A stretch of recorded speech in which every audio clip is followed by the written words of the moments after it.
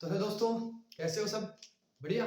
तो दोस्तों, अपन डिस्कस कर रहे हैं आरपीएससी फर्स्ट ग्रेड केमिस्ट्री के सिलेबस के बारे में। और यहाँ अपन टॉपिक डिस्कस कर रहे हैं एल्केन, एल्किन और एल्काइन और आरएस नोमेनक्लेचर।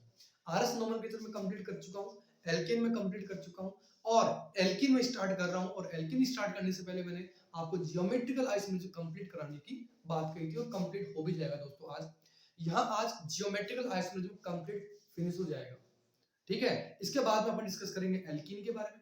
एल्कीन की जितनी भी रिएक्शंस हैं, भले वो 11th की हो या 12th की हो, कंप्लीट रिएक्शन सेकेंडरी लेवल की जो 55 क्वेश्चंस अपने आ रहे हैं, उस लेवल के जितने भी क्वेश्चंस हैं एल्कीन के, वो सारे सारे मैं करवा दूंगा। ठीक है दोस्तों। और बहुत जल्द दोस्तों मैं आपको लाइव क्लास चालू कर दूंगा। दीपावली से पहले पहले आपकी लाइव क्लासेस चालू हो जाएंगी। ठीक है। तो जितना ज्यादा हो सके चैनल को सब्सक्राइब करके शेयर कीजिए, लोगों को अपने इस चैनल से जोड़े दोस्तों। बिल्कुल फ्री ऑफ कॉस्ट है, कोई चार्ज किसी भी बच्चे के लिए नहीं है, बिल्कुल फ्री ऑफ कॉस्ट है। ठीक है बच्चों। दोस्तों, तो चलिए बात करते हैं ज्योमेट्रिकल आइसोमेरिज्म में। अपन ने एल्कीन का कंप्लीट कर लिया था, जिसमें सिस एंड ट्रांस ये देख लिया था दोस्तों। इसके बाद में ई एंड जेड आइसोमर्स ये अपन ने दोनों के दोनों कल कंप्लीट, जो लास्ट वीडियो लेक्चर्स थे उनमें कंप्लीट कर लिया था। आज बात करता हूं डाइएजो कंपाउंड के अंदर, डाइएजो कंपाउंड के अंदर और ऑक्सिम के अंदर जियोमेट्रिकल आइसोमेरिज्म कैसे शो करते हैं। ठीक है दोस्तों।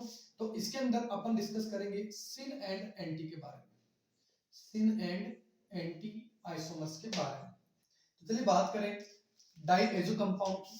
तो ये एन डबल बॉन्ड एन, और यहाँ पर अगर कोई ग्रुप जुड़े हुए हैं और इन ग्रुप में ये जो लोन पेयर की पोजीशन है दोस्तों, अगर इन लोन पेयर की पोजीशन सेम डायरेक्शन में है तो ये सिन आइसोमर्स कहलाएगा। ठीक है। अब यहाँ एल्काइल ग्रुप जुड़ सकता है दोस्तों, और अगर इन दोनों ही नाइट्रोजन पे प्रेजेंट लोन पेयर की पोजीशन एक दूसरे के अपोजिट हो जाएगी तो ये कहलाता है एंटी आइसोमर्स। केवल इतना सा, ये ज्यादा हार्ड नहीं है। सिन और एंटी वैसे रेयरली पूछे जाते हैं, रेयरली, क्योंकि ई और जेड और आरएस नोमेनक्लेचर को इंक्लूड करके ज्यादा क्वेश्चन दे रखे हैं, तो अपने को ज्यादा फोकस उन पे करना। ठीक है दोस्तों। तो जैसे मैंने अगर कोई एग्जांपल ले लिया दोस्तों, इसका CH3NNCH3, ये डाइजो ग्रुप लग गया और इन दोनों के लोन पेयर की पोजीशन सेम डायरेक्शन में, तो ये हो गया सिन आइसोमर। और अगर इन दोनों को एक दूसरे के अपोजिट लगा देता हूं तो ये हो जाएगा दोस्तों ट्रांस आइसोमर्स। ये इतना सा था सिन और एंटी का। बात समझ में? चलिए नोट कर लीजिए दोस्तों एक बार। अब मैं ऑक्सिम की बात करता हूँ। ये ग्रुप जो अपने पास है वो ऑक्सिम है। अब ये ऑक्सिम बन कैसे रहा है ये देखना है। दूसरा, इस कार्बन पर दोनों के दोनों जो ग्रुप लगेंगे वो डिफरेंट डिफरेंट होने जरूरी है, ये चीज ध्यान रखेंगे। ठीक है। तो सबसे पहले बात करें इस ऑक्सिम कंपाउंड की, तो ये बनता कैसे वो देखें अपन। तो आपने कार्बन कंपाउंड एल्डिहाइड और कीटोन की रिएक्शन, एल्डिहाइड और कीटोन की रिएक्शन, कार्बन कंपाउंड एल्डिहाइड और कीटोन की रिएक्शन आपने हाइड्रोक्सिल अमीन के साथ में देखी होगी, बिल्कुल देखिए। तो यहां से H2 बाहर निकलता था और यहां से H2 बाहर निकलने के बाद में ये कुछ इस तरह से कंपाउंड बनता था। एल्डिहाइड है तो एल्डोक्सिम बनता था, और अगर कीटोन है तो कीटोक्सिम बनता था। यानी ये ऑक्सिम का फॉर्मेशन होता था। जैसे अगर मैं इथेनॉल ले लेता हूं दोस्तों और इसकी रिएक्शन में हाइड्रोक्सिल अमीन से कर रहा हूं, और फिर पूछ लिया जाए कि जो कंपाउंड बन रहा है वो किस टाइप की आइसोमेरिज्म शो कर रहा है, ज्योमेट्रिकल में पूछ लिया जाएगा, तो इसको मैं कुछ इस तरह से लिख दूं, CH3 CH double bond O और NH2। यहां से वाटर मॉलिक्यूल बाहर निकल जाए दोस्तों, और ये बन जाए अपने पास C double bond N OH, यहां CH3 और यहां H। अब ये कंपाउंड जो कि इथेनॉल और एसिटाल्डिहाइड से बन रहा है, ये इथेनॉल और एसिटाल्डिहाइड है दोस्तों। अगर मैं आईपीसी में बात हो तो इथेनॉल है, और कॉमन नेम की या ट्राइबल नेम की बात हो तो एसिटाल्डिहाइड है। तो ये जो कंपाउंड है, अब ये कंपाउंड आपको दो तरह से ज्योमेट्रिकल, सिन और एंटी ज्योमेट्रिकल आइसोमेरिज्म शो करेगा।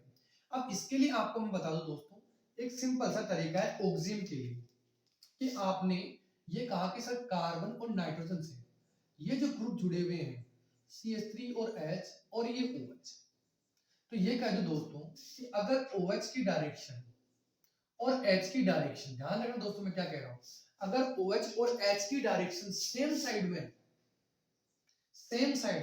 तो ये आइसोमर्स कहलाता है दोस्तों सिन आइसोमर्स। क्या कहलाएगा? सिन आइसोमर्स। किसके रेस्पेक्ट में? H के रेस्पेक्ट में। और अगर ये H और OH एक दूसरे के अपोजिट डायरेक्शन में है, ध्यान रखना भैया मैं किसके रेस्पेक्ट में बता रहा हूँ, हाइड्रोजन के रेस्पेक्ट में बता रहा हूँ। सिन और एंटी का ये सबसे इंपॉर्टेंट रूल है ऑक्सिम के लिए, आप किसके रेस्पेक्ट में सिन और एंटी बता रहे हैं। तो मैंने कहा कि OH और H के रेस्पेक्ट में ये हो गया एंटी, क्लियर है। लेकिन अगर यही क्वेश्चन आपको CH3 और OH के लिए पूछता,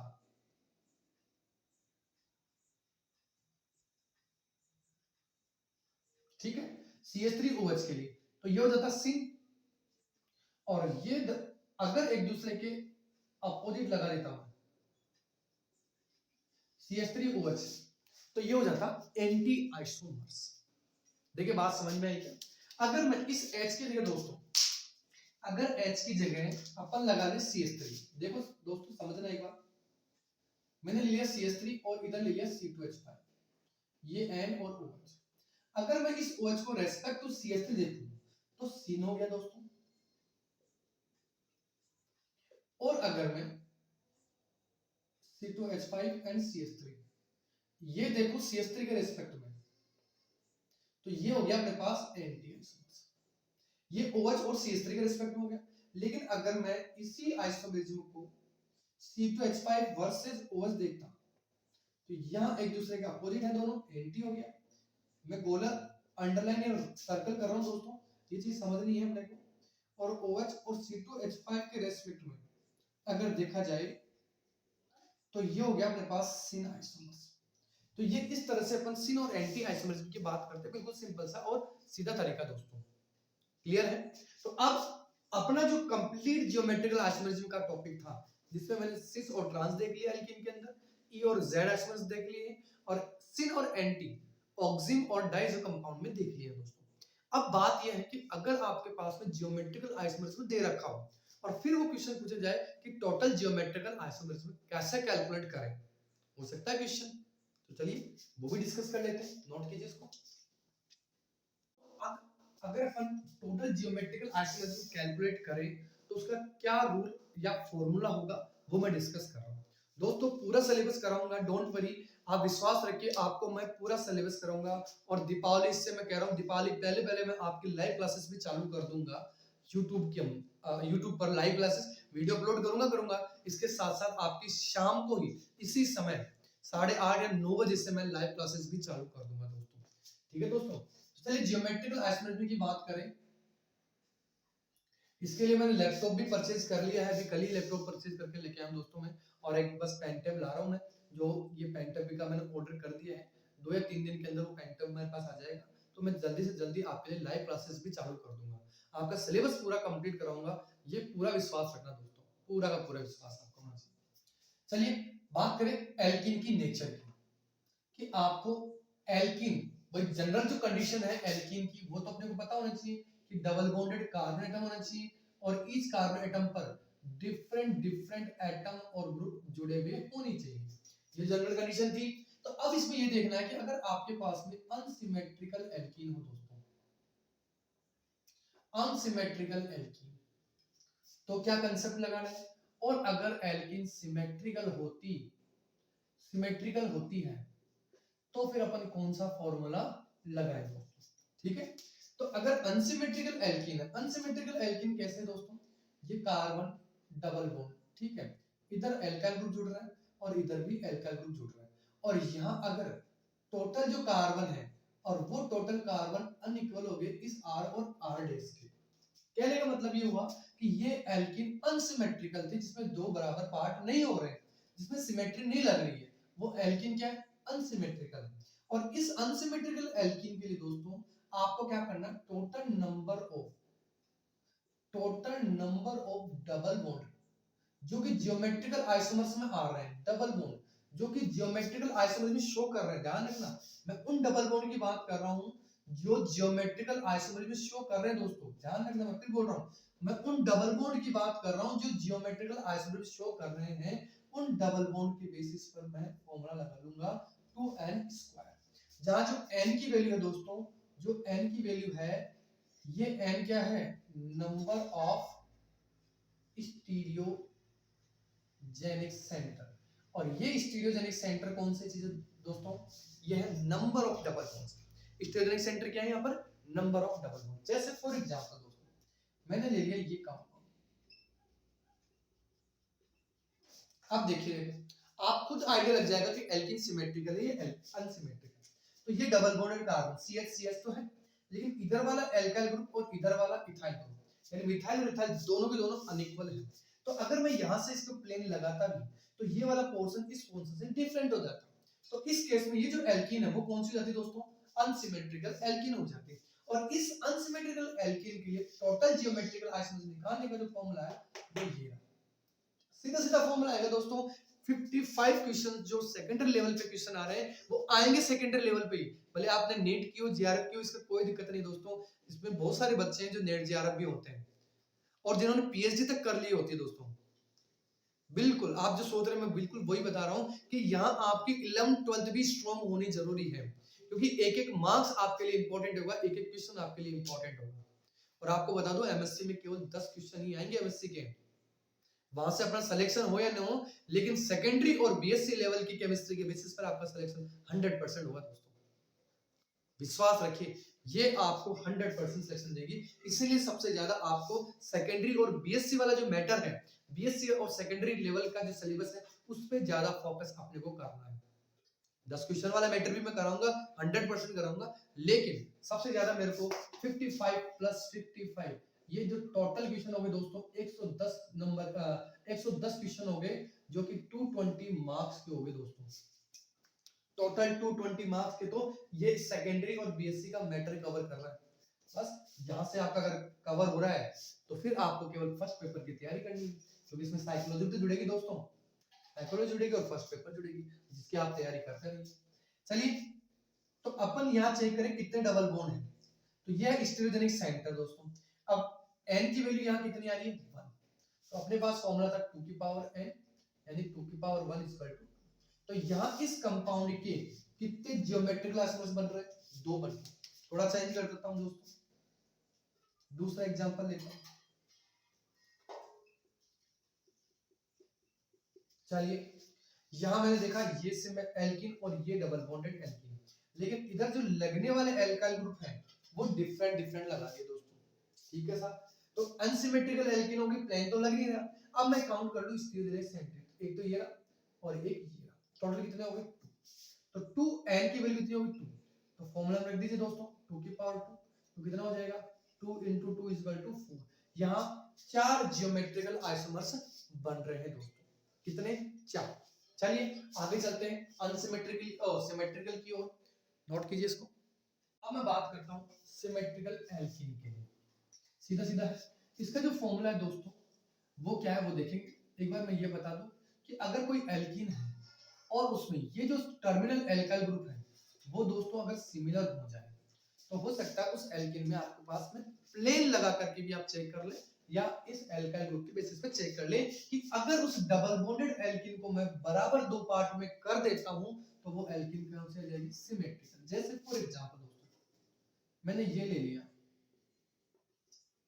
ठीक है सर, ये ले लिया अपन, ये एल्कीन सिमेट्रिकल है या अनसिमेट्रिकल, आप कहोगे सर सिमेट्रिकल। अगर एल्कीन सिमेट्रिकल है तो फिर आप इजीली सिमेट्रिकल एल्कीन के ज्योमेट्रिकल आइसोमर्स का फॉर्मूला क्या है निकालने का वो मैं बता देता हूं, आप तुरंत निकाल लीजिए। इसमें ये कह रहा है दोस्तों, ये कह रहा है कि इसके लिए जो फॉर्मूला है GI निकालने का सिमेट्रिकल एल्कीन के लिए वो है दोस्तों 2 की पावर n - 1 प्लस 2 की पावर p - 1, ये है फॉर्मूला दोस्तों इसमें। अब ये बात ये होती है कि अगर ये डबल बॉन्ड ओड में आए या इवन में आए तो वो कैसे कैलकुलेट करें और इस p की वैल्यू कैसे कैलकुलेट करें।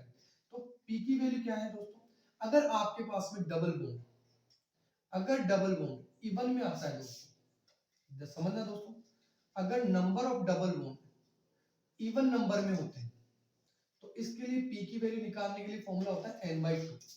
जितने डबल बॉन्ड आ रहे हैं, जितने स्टीरिक सेंटर आ रहा है, उसको डिवाइड कर दीजिए 2 से, तो वो पी की वैल्यू हो जाएगी। लेकिन अगर डबल बॉन्ड ओड नंबर में है तो क्या करना है दोस्तों, n+1 डिवाइड बाय 2 कर देना। ये इसका फॉर्मूला है दोस्तों।